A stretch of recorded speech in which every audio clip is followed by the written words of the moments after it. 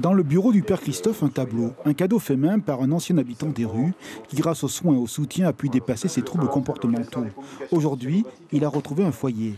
Cette perspective-ci, c'est l'horizon espéré par les éducateurs. À Faréouté, cet avenir souhaité se construit jour après jour, car la rue abîme. Entre la violence possible et un passé blessant, ces citoyens sans toit doivent penser des blessures. Ici, un quart des résidents suit un traitement.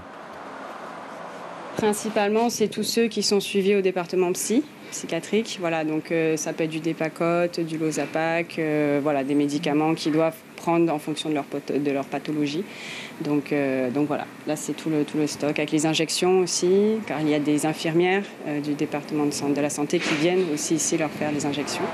L'épreuve de la rue, les heures de sommeil qui manquent, l'estime de soi envolée. Et si les troubles préexistent souvent, la violence du sort peut déstabiliser fortement. Dans ce centre, les hommes y viennent pour la première fois. Certains sont ici depuis moins de 2 mois, l'emploi qu'on ne trouve plus, le logement qu'on perd. Il y a plus de volonté ici. Avec les éducateurs, tout là, ils sont là, ils encouragent aussi, tu vois. Ils ne nous laissent pas comme ça. Ils nous disent qu'il faut aller, il faut bouger, quoi. Ça te donne une force supplémentaire pour résister, voilà. Pour continuer. Voilà. T'as jamais connu ça, toi, en 50 ans de vie? C'est la première fois? Non, c'est la première fois, ouais. La première fois que je suis comme ça, quoi. La parole qui a une place importante dans ce processus, le fait de parler? Oui, beaucoup, parce qu'ils ont quand même un passé. Donc forcément, ils reviennent beaucoup sur leur passé et sur leur vie d'avant.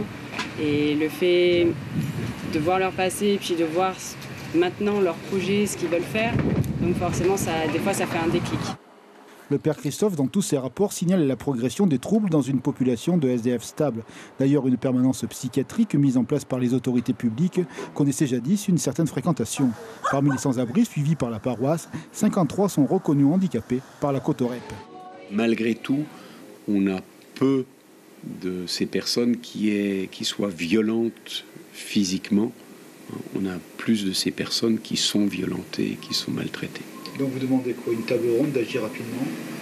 Je crois qu'il faut qu'il y ait vraiment une volonté, et que tout le monde se mette autour de la table, et qu'il y ait une prise de conscience de cette réalité, parce que là aussi, je crois qu'il faut jamais oublier, vous avez la rue, ce n'est jamais que la partie émergée de l'iceberg.